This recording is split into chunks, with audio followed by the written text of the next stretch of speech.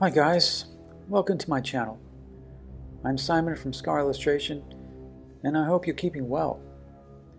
Today I'm going to talk about leveling up your art skills and some of the ways I did that with my most recent painting, UnWelcome Home. Let's dive in. This illustration is based around a painting that I created some time ago entitled The Return. The story is about a prince that returns to his father's kingdom after many years in exile, to exact his revenge. In the original painting, the main character, Revan, is entering the realm of his father's kingdom. And in this follow-up painting, he's made his way through the outer defenses of the kingdom, killed all of the palace guards, is now confronting his estranged family at dinner, much to their surprise, shock, and horror.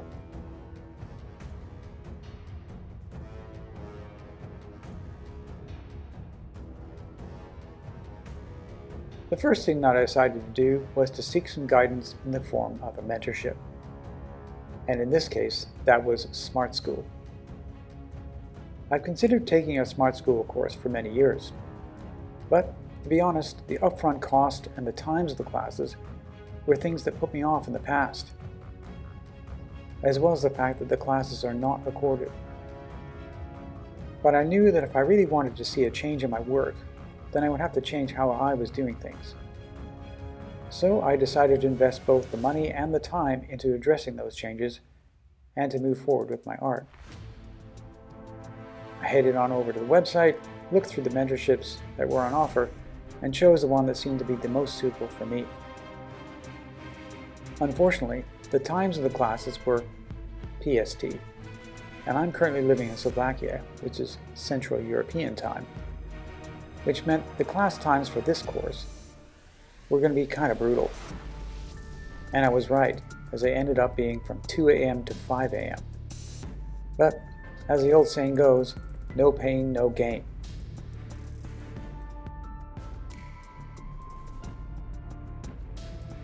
For this illustration, I really wanted to create something more in-depth and lifelike than my previous pieces. So, first off, I spent a lot more time considering the storyline behind the painting. I worked out things such as the character's motivation, the action, the setting, time of day, and the secondary characters in the scene.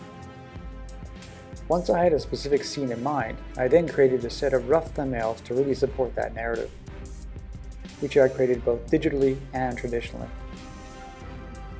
While I was drawing the thumbnails, I was also thinking about how to make the painting as impactful as possible, whilst keeping in mind the narrative of the piece.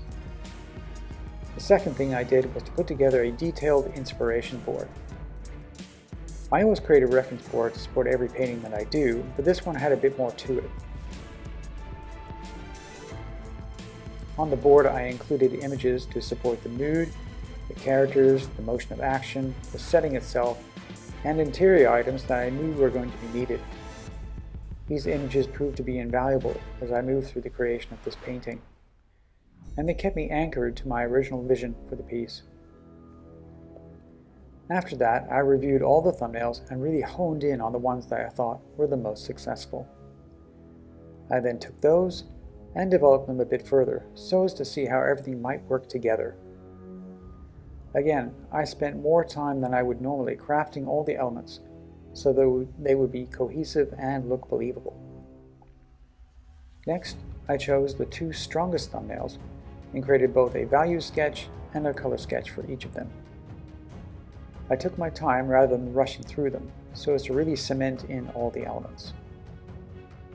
Creating the value sketch was another step that I wouldn't normally do, but it really helped me to see how the light might work in the scene. And from there, it was easy for me to pick the most impactful idea.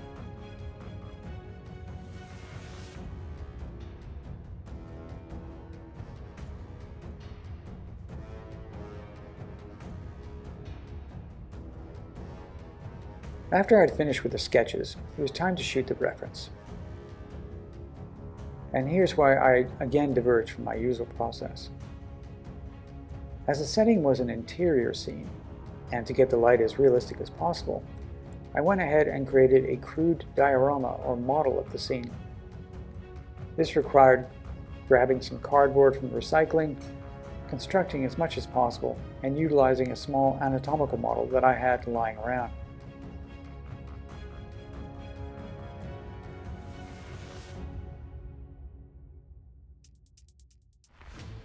I considered trying to do this all in 3D, but instead, as my 3D skills are limited at best, I opted to go the old school route.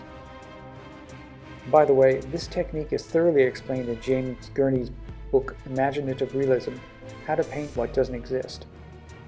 If you hadn't read the book, I highly recommend doing so. There were quite a few challenges in creating this scene. The first one was trying to get the lighting to work, and the second was to somehow create the fabric trail of destruction behind the main character.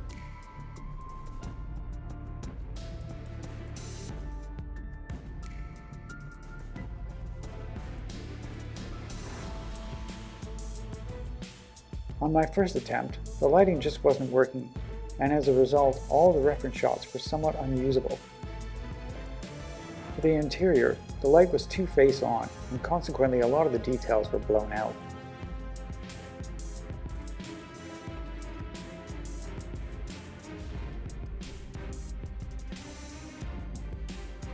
For the figures, I tried to utilize some of the window light in my apartment. Unfortunately, this didn't produce the results that I was after either, and I was forced to try something else. And by that I mean I decided to finally get serious about how I go about creating the lighting for my reference shots. And this is where the Smart School course came in really handy.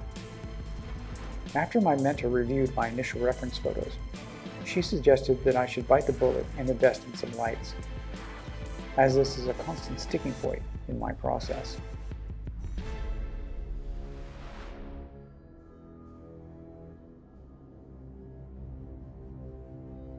I mentioned in previous videos that creating the reference shots for my paintings is my least favorite part of the illustration process. And the reason being is that it's time-consuming, frustrating, and rarely gives me the results that I'm after.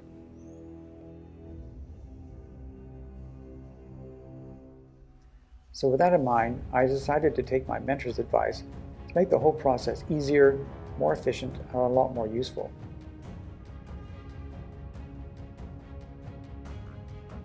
After scouring the internet, I ended up getting a softbox studio light with a stand, a smaller secondary light, and a tripod. I also opted to shoot most of the reference with my DSLR instead of my 6-year-old iPhone, so as to get more fidelity in the photos.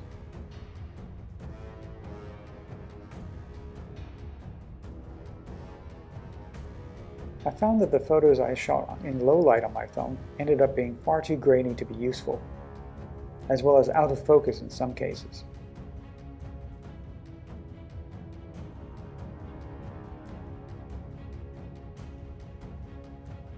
I then blocked off all the windows where I was shooting the reference with some more cardboard, just so that I could fully control the light.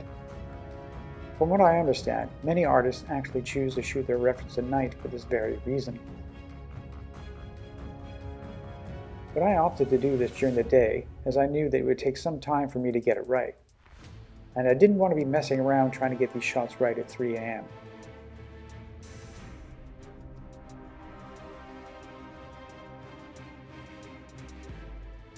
For the fabric, one of my fellow classmates suggested getting some paper towels and covering them in wax so I could shape the fabric appropriately.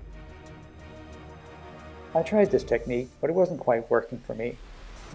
Instead, I grabbed an old handkerchief, added some water, waited for it to dry a little bit, placed it in the scene, and molded it into the stairs, so as to give the impression that the fabric was heavy with blood.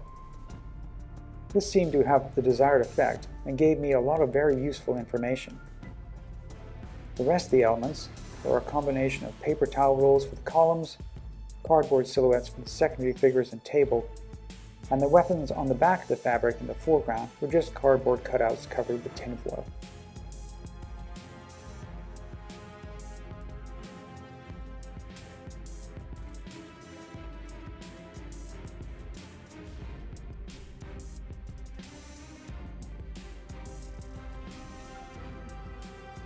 Once I had the reference shots that I needed, I spent time reviewing them all and putting them together in one document.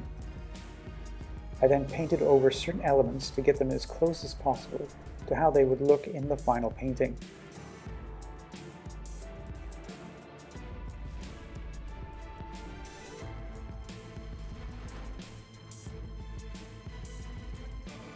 After reviewing this revised version of the reference comp, I was given a very enthusiastic green light by my mentor.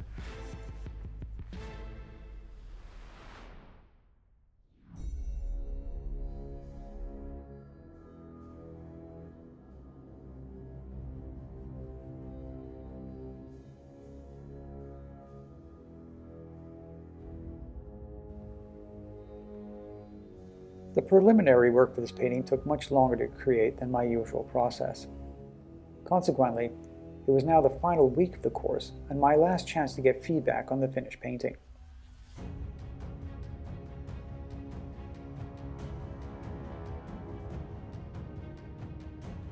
So I decided that I was going to finish up the painting before the final class.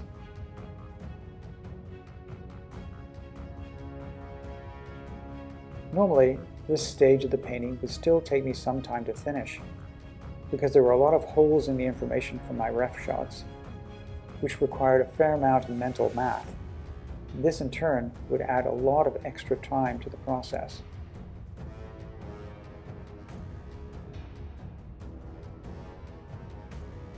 But in this case, as I'd spent considerably more time on all the back-end elements and had way more information than usual, I was able to breeze through one of the most complicated paintings that I've ever created in record time.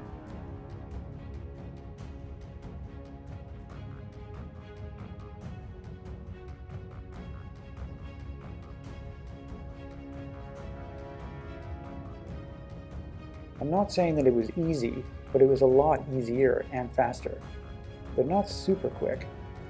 There were still a few late-nighters, and not a lot of sleep in the 6.5 days it took me to complete the painting.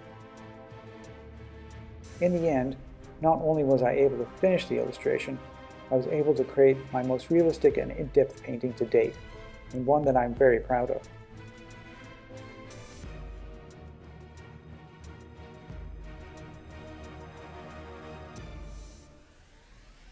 In order to level up my skills, I recognized that I needed to change things up. And for me, that meant seeking some help in the form of a mentorship. My key takeaways from the mentorship were getting really useful feedback on my work, advice on all aspects of the illustration process and business, process tips and tricks, working on my weaknesses, having my work critiqued by a prominent art director, encouragement by my mentor and other classmates, auditing another Smart School class, and finally, a sense of community.